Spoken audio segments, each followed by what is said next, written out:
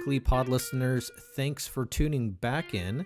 This is part 2 of the Hunter Swift interview, and I thought this part of the interview should stand on its own as its separate episode, because I'm sure all of us, or most of us, have either thought of starting our own side business, or perhaps we currently do have our own side business, and we're looking to build it up.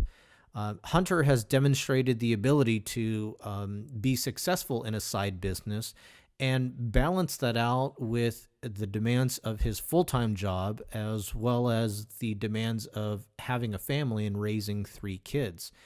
So certainly there's a healthiness and a sanity part of having a side business, and I do hope that if you are an employer, that you would support your employees in doing something like this, of course, within reason. And for those of you that are thinking about starting a side business, or you have already a side business, I hope you will get some great tips, tricks, and insights into how to build up a social media following like Hunter did. So please stay tuned. And as always, brown chicken, brown cow.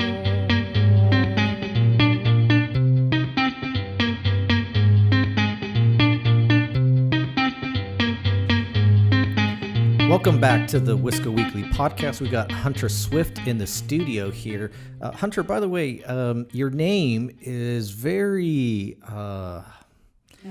memorable. It's awesome. It flows. How did you ever ask your parents how they named you, or why they? Yeah, my parents aren't hunters, so that wasn't the case. My dad knew somebody, I think, when he was a kid that was named Hunter. Always liked it, and so that was kind of the reason. I like to think that's maybe one of the reasons why I'm a car guy, Swift, to go fast, maybe. I don't know, maybe it's in my genes. In a parallel universe, one that's a little bit more childish, it's kind of like a stripper name. And like, my name, you form your stripper name of your animal and street you grew up on. So mine would be Kiwi Windsor. Kelly, what's yours? I find mine less interesting with Lilo Martin. Lilo Martin. Clarion Bandit. Clarion Bandit? That's a mouthful. So Hunter that's Swift, still actually pretty good. Hunter Swift is better. Well, Hunter, so, in addition to your knowledge of CRMs, you also have a very successful, side business passion project of automotive photography. Again, I came across you by looking at some of your photos, many in the dealership world, and probably anybody in general, they always will have some kind of side project and side business.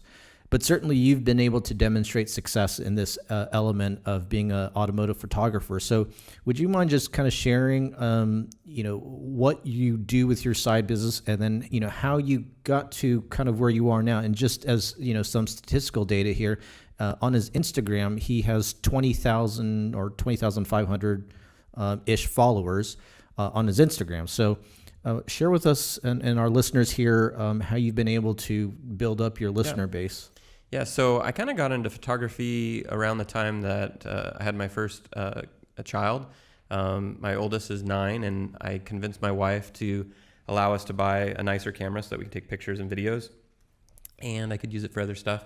And I remember buying the camera from Best Buy, and I think I had it put together and working on my way home. And about a block or two from home, I actually pulled over my car and took a picture of my car. And I just remember, like, what car did you have? I think I had a Pontiac G8 at the time. And I took a picture of it and just was like completely impressed with how it turned out. And that kind of started, an interest in photography. And I think I actually ended up taking more pictures of cars than I did of my son with that camera. But that's how I kind of got into it. So I started attending, local car events and like Cars and Coffee and things like that. And so I'd bring my camera and I would take pictures, and that's kind of what started it. And so it definitely was a hobby. It wasn't anything kind of professional or anything like that. But as a photographer, you can take as many pictures as you want as a hobby, but to become professional, you need to start charging people for shoots. And so I was taking pictures of my car, and I think by this time I had gone through a Mitsubishi Evo X MR and then a 2014 Cadillac CTS-V. And so about kind of that time, I was taking a lot of pictures of my car and building that confidence, but I still didn't have enough confidence to be kind of charging. And so I was kind of slow to become kind of professional, but I was trying to get out as much as I could and take as many pictures as I could. And one thing that I noticed like early on was, I was at a car event. There was this really nice car and I was, in a particular spot taking a picture of it, but it was kind of the same spot that everyone else was taking a picture of it. And when I looked at their pictures, on Instagram or whatever, they all kind of looked the same. And, I learned real quickly that in order for me to be successful at this, that I needed to do something that makes myself stand out. And I didn't want to, do like these drastic edits or, change the color or do anything kind of crazy. But, I wanted to, make some small tweaks to make the picture stand out. And so one of the first things that I did, I kind of always had like a little bit of knowledge on Photoshop. I started spending a little bit of time of like kind of cleaning up the picture and, things like leaves on the ground, rocks on the ground.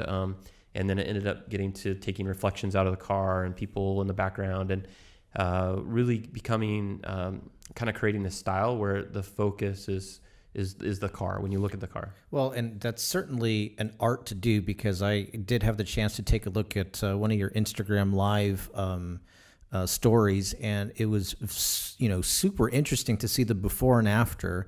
Because you look at the photo and I forget what car it was, but you look at the photo and you're like, yeah, definitely the focus is on the car. And yeah, he touched it up, he color corrected it, and it looks awesome. But when you look at the before shot, there was a Chase logo on the building behind it. There was a light also somewhere in the background. Again, things that when you see the before picture and then you see the after, you're like, yeah, that's a huge difference, Yep. and definitely it brings more focus to the car itself. Now, how did you come to acquire the 20,500 followers? Like what, everybody on Instagram, I don't know, I'm not an Instagram star by any means. I'm almost remedial at it. I hate to admit that at the age of 38, but that's, and I'm Asian too. I should probably know this stuff innately, but what were some of the things that you deployed in your Instagram strategy to build up a follower? Yeah. So one, and people always, ask about, like on Instagram, people will like message me and say, hey, like, can you do a shout out or do you have any tips, for my account? And the first thing that I look at the content, and, there's too much people doing like repeated content where they take other people's work and they just, kind of repost it. Just share, like, yeah. Right. Yeah. Like sharing it and stuff. And so my number one suggestion is try to have unique content, right? Something that people can, know that by going to this particular site that they're going to see. Now, most of us have a personal type Instagram and maybe you're taking pictures of your kids and you're doing this. It's very hard to get followers because with that type of content, because you're all over the place. If you focus on one thing, if it's cooking, if it's sewing, if it's photography, if it's painting, if it's food, right? It's very easy to kind of create the content, but as you're competing with all of the other people that are taking that same content, it's about providing something that's unique and different. And so on the photography side, that's why I was doing those edits, right?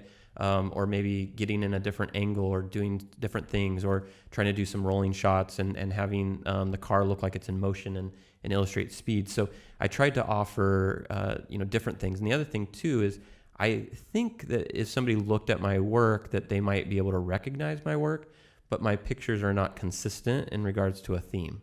So almost every single picture looks different.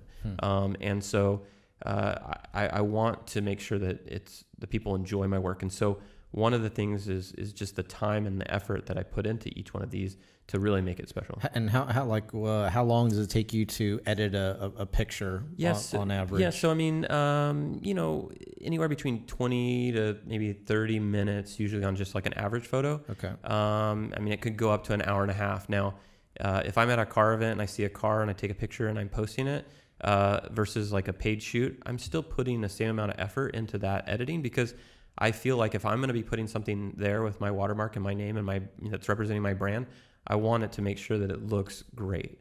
And so I spend that little bit even effort, even if it's a simple car that's not even really cool. I try to make that difference.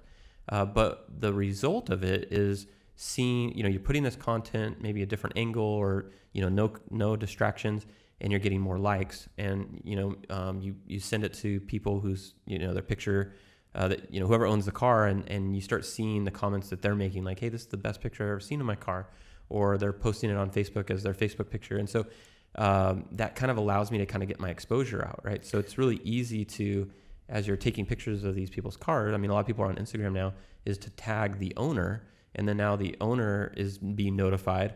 They want that picture. They'll share that, so it grows it there. So that's one thing. So just making sure you have good content, trying to make sure that you can make those connections. So if you're even taking pictures of food, well, tag the restaurant, right? If you're taking a picture of Hawaii, tag the resort, right? It allows you to kind of expand that result. The other thing that you need to do is, as you try to grow followers, is you're trying to be seen. So you incorporate hashtags.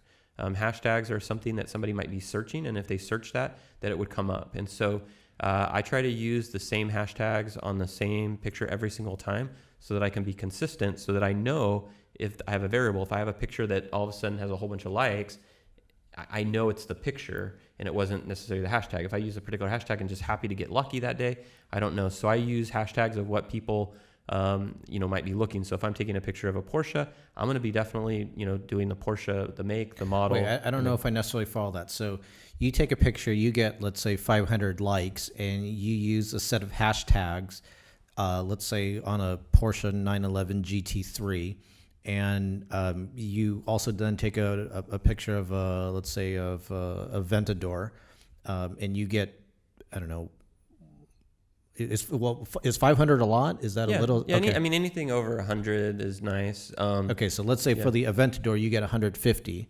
and are you attributing the 500 to the car itself? No, so apart from the hashtag of like Porsche 911 GT3, below that I'm going to include things like cars 24/7, maybe cars without limits, Instacars, supercharged, whatever it might be, carbon fiber, something that somebody might be searching for on Instagram. And when they search for it, then they start seeing my picture. So I have like a set of hashtags that I use on every single thing to just be seen more. And so as you do that, you should be getting seen more. If you have good pictures, they're not just going to like it, they're going to follow you, right? They're going to take that extra step. The other thing to do is to follow people of the same interest, right? So I try to follow other car people so that I can see what they're posting. If I follow them, they're going to get the notification. They might follow me back. So that's another way to grow. If you have really good pictures, I'm always tagging, if it is Porsche, I'm tagging Porsche. If a car has Michelin, I'm tagging Michelin. What has been great now is I'm actually getting those companies to repost my images. That's good. So there are these super accounts that have millions of followers, like Cars Without Limits or Blacklist, that have 4 million followers. They've reposted my photos. They're getting 30,000, 50,000 likes, and I might pick up an extra 500, followers. That's big. So it's really big about trying to, create good content that these other companies will use. And the benefit of it is, as I gain the followers, people are now recognizing me. I go to the car events, they know who I am. My wife gives me a hard time because on numerous occasions, my car will be at the gas station and my car's kind of recognizable, and they're like, hey, you're Hunter Swift, I follow you on Instagram. So it's kind of cool. So then are you going up to restaurants and are you saying, do you know who I am? No, I don't. But it's surprisingly, there have been a couple occasions, and it makes me feel really good. And so obviously I got a car that's kind of unique, and so people. Tell us about the car that you have now. Yeah, so I have a 2017 Cadillac CTS-V. Had it almost about a year now. It has a custom wrap from a company called Wrapworks that was designed by Scott Keppel. He goes by Skeppel, but it's a really cool two-tone design. So the front of my car is white. The back of the car is kind of a gray, and there's like a kind of a pattern down the side. And so it definitely stands out. Have some nice wheels, forged wheels on it, and some performance modifications. I just saw that's a recent addition you put on your car, the forged wheels. Yeah, so we put some Racetech forged wheels. We dropped about 5 pounds on each wheel, so it's lighter, looks better. And then we, because of the Instagram, Magnaflow gave me an exhaust, K&N gave me an intake. Oh, no way. Have worked with other companies like Rennick So you're Performance. sponsored? In a sense, yeah. Oh, Jesus. I had no idea that you're sponsored now, too. Yeah, so and I think a lot of it is the brand and the images that I put out, because they know that it has an influence. And so, really putting out good content that's engaging, and it doesn't always have to be positive, right? So I might have a cool looking car, but maybe it's not a car that everybody likes. If you can get people to comment on it and engage, those are the best type of post. So anything that can strike up controversy, you want comments, because if people are commenting, they're going to tag their friends, and it's just going to allow you to kind of grow that. So those are a couple of the tips that I'd have to kind of grow kind of Instagram. And how, from a monetary perspective, how successful is this side business and for you? Yeah, it's probably not as great as I would like it to. So obviously I'm open to people paying me to shoot. I do have a little bit unorthodox way that I charge. Okay. So to kind of give you a little backstory, I mentioned a little earlier that when I was starting out that I wasn't really super confident on, charging somebody for my work. And I was doing majority of the the photos for free. And I wanted to upgrade my camera, and I thought, what would be a perfect way is to kind of create like a GoFundMe account, and I could send it to all the people that I've taken their pictures and who've loved my work, and maybe they can contribute, and I can, get this new camera. Now, unfortunately, anytime you ask for, some type of, donation. They see that I drive a nice car and I have a house and things like that. The first thing that people were thinking, like, this person's just looking out for a handout, and, it was unfortunate because I actually ended up taking the GoFundMe down because, I didn't want, people were kind of giving me a hard time about it. And that probably could be a detriment to your brand. Yeah, exactly. And, the funny thing about it, though, is people did donate, right? They liked my work, and they wanted me to continue it. And I actually raised enough money, $3,500 to get the new camera that I use today. And so now I take even better pictures, and I remember those people who contributed. And now every time I see their car at a car show, I take their picture. And so that was one thing that I did just to kind of get me going. But now, as I have become more of a professional car photographer, people still ask me, well, how much do you charge? And I throw out a number, and maybe I don't hear back from them. And a lot of times I think, man, was my price too high? And I'd like to think that my work is worth that. And so it's kind of hard, because sometimes I really want to take those pictures, and I want to make sure that I'm continuing to put stuff on my Instagram. So I changed the model, and it kind of adapted to the kind of GoFundMe account thing. And I said, this is what I say. I say, look, I will shoot your car for free, right? Let me take all the pictures, and I will send you all the high-res images. And when you get them, whatever you feel, like if you like them, just pay me what you feel is worth. And you collect payment like Venmo? Yeah, or? Venmo, PayPal, things like that. Okay. And so what it does for me, one, it relieves the stress, because if you're paying me $250 for a shoot and I don't deliver $250 worth, it affects what I did, right? And I've had too many times where my camera, the autofocus was off, or, something was wrong, or, it was blurry and I didn't get the shot. And it'd be really hard for me to go back. I can't create good images out of nothing. And so it relieves that stress, because when I tell them that I'm going to give them something, they don't know if they're getting 1 image, 3 images, or 8 images, right? So I can just take the pictures. I spend a lot of time on it because I want to give my best work, knowing that I might get compensated. And I try to deliver something that's really special to them, something that's going to make their car look unlike they've ever seen it before. And so I do that. And then they say, well, how much do I owe you? And I say, well, give me whatever you want. And they're like, well, give me like a ballpark. I don't want to be too cheap. I'm like, look, just give me whatever. And some people have given me very little, and sometimes people have surprised me and given me a lot. And I don't really care if it's because I'm not asking for that. And the people that pay me well, guess what? Every time that I see them, like I got a guy in Utah that every time I'm in Utah, I call, and I'm not expecting money because he paid me a lot, right? But I'm there, I'm shooting his cars. There are other people that just, pay me enough for gas, or what it would cost, to get a car wash or something. Well, that could be a lot though too. You got a CTSV, yeah. So it does. So you know what I mean. So it's given me a way to feel good about delivering work and then getting paid for it, based off of of it. And I can't think of too many places. I mean, you think of places that you tip people, but I'm delivering the work ahead of time and then expecting the payment afterwards. You know what I mean? And so what's the future of Hunter Swift photography? Yeah, I mean, obviously I'd like to continue to grow it. I actually turned down quite a few shoots just because kind of the question that you asked about how to do both, right? How to have a successful side business and a full-time. I don't have the ability to take pictures during the day when I'm at work. There are times when I travel for work, and once I get off, maybe I'll go shoot cars. But it's more of an after work and weekend job.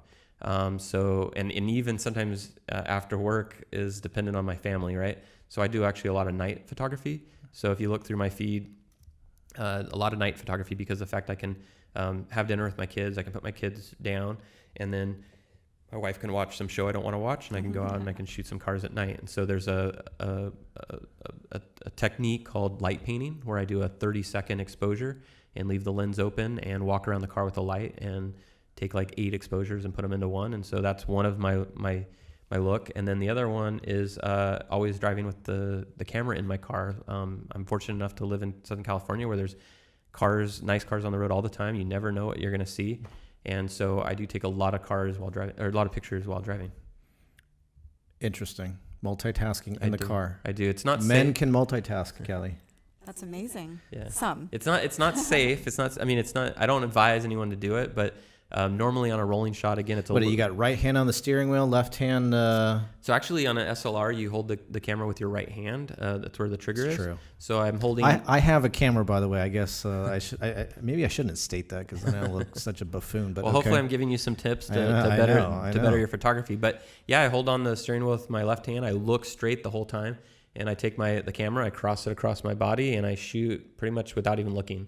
And it's just kind of muscle memory. And so that is my rolling shot. So if you do go through my feed, the majority of my pictures are at night when my kids are asleep or wherever I'm driving. And then like on Saturdays, I usually take pictures like at, some type of an event that I go to. So okay. On that note, do you have a favorite picture or a success story with a photograph that, maybe someone called and bought or? Yeah. So there's a couple times where so when I'm editing a picture, I'm like zoomed in, right? And I'm editing all these spots. And a couple times I've like zoomed out and it's just like, it takes my breath away. And I surprise myself sometimes. But yeah, there's been numerous times where a particular car. I was in Utah. I was taking pictures of a guy, and the lighting was perfect. It had this snowy background in the background. The car looked perfect, and just everything was just super dialed in. And it got picked up on Cars 24/7 and a couple other things. What was the car? It was a wide body BMW M4 with a custom wrap that it was a distressed look, so it actually looked like the car was dirty. Okay. It had like American flag on the side. It's kind of hard to describe it, but it looks really cool. Okay. But that was definitely a highlight. But the highlight is anytime somebody says this is the best picture that they've ever had. And I don't, there's a lot of photographers out there, and I think there's a lot of photographers that are even a lot better than me. Definitely more on the commercial side. There's great photographers, and they can critique my work and think that it's not great as much. But what I am delivering to my clients is the absolute best, and I take really pride in that. And it takes 20, 30 minutes for each one, like I said, and it's that's the most rewarding. So if I'd never made another dollar, the likes, the comments, they go a long way. Yeah. But it's helped me to get kind of some sponsorship deals. It's allowed me to get invited to certain places, and so yeah, it's just it's a fun hobby that I can make a little bit of money on the side. Good. So. Well, listeners, I hope you had the chance to then get some ideas on how Hunter Swift has been able to build up a side business. Furthermore, for anyone that's interested in getting a photo shoot done, he's going to undersell himself, but let me just restate some of the facts. To take a picture of your car is probably, for him to meet up and situate the car and everything, that's probably a couple hours. And then depending on how many photos he's given you, that's probably another about 30 minutes or so. So, he's investing easily probably 3-4 hours, 5 hours worth of his time. So if you do call him up and you ask for his services, just know that's what you're getting from him. And you can see his work on Instagram, and the proof is in the pudding. You know exactly what you're going to get, and it's pretty awesome. Hunter, how can people find you?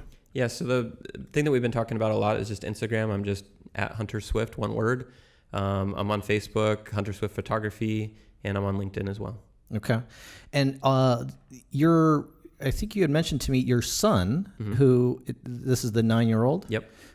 He's also into photography too, right? Yeah. So my son is Soren. He's on Instagram as well, Soren Swift, Soren Swift. He's 9, and last year he wanted to go to Cars and Coffee with me and wanted to take pictures. And so I had an older camera, which is one of my Canon 6Ds, which is still a nice camera. I like how you had to throw that in there. Yeah. Well, the reason I say that is, he's walking around with this really nice camera, and some people are like, "Man, that camera's nicer than I got." Okay. But so I kind of got him into it. It's pretty interesting because kids have a different perspective than adults, right? Interesting. So what I take pictures of might not be what he takes pictures of, or the angle that he takes is different than mine. One, he gets a lot lower than I do because of his size. So he's getting a different perspective that normally when you're walking around and looking down, you don't necessarily see that perspective. Right now, it's pretty much all just on camera, so he's not doing any editing. So it's just, unedited.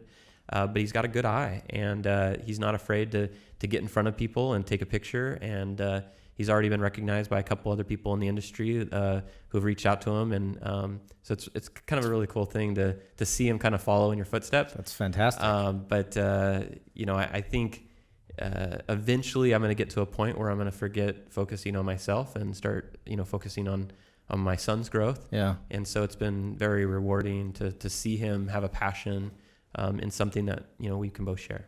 Well, Hunter, I wanted to give you this for your son here. Oh, very cool. This is a mobile 5-in-1 lens system. Oh, perfect. So there's a telephoto, a fisheye, a wide angle. So, for the listeners out there, follow Soren Swift, Yep. Soren. Yep. Swift. And then, of course, you have Daddy that you can follow as well, Hunter Swift on Instagram, Hunter Swift Photography on Facebook.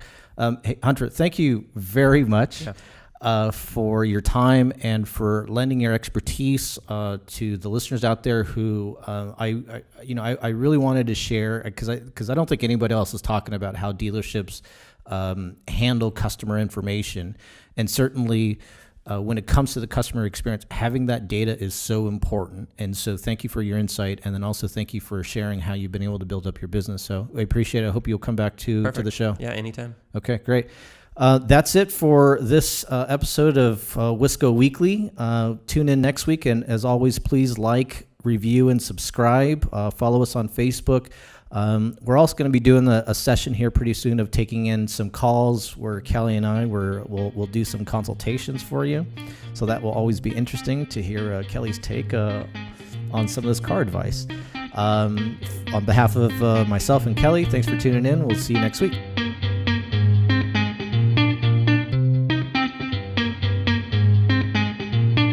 Hey, listeners, as always, thank you very much for tuning in, listening, subscribing. I do hope that you guys are finding some great information, and if not great information, then this just serves as some form of escapism for you. But please do follow us on Facebook, Wisco Weekly Pod. Find us on our website, wiscoweeklypod.com. And please write us. Submit some questions or comments. We'll read them on the air. We'll try to answer them and just provide some great information and escapism for you. This is Dennis Wisco. Check us out next week. Brown chicken, brown cow.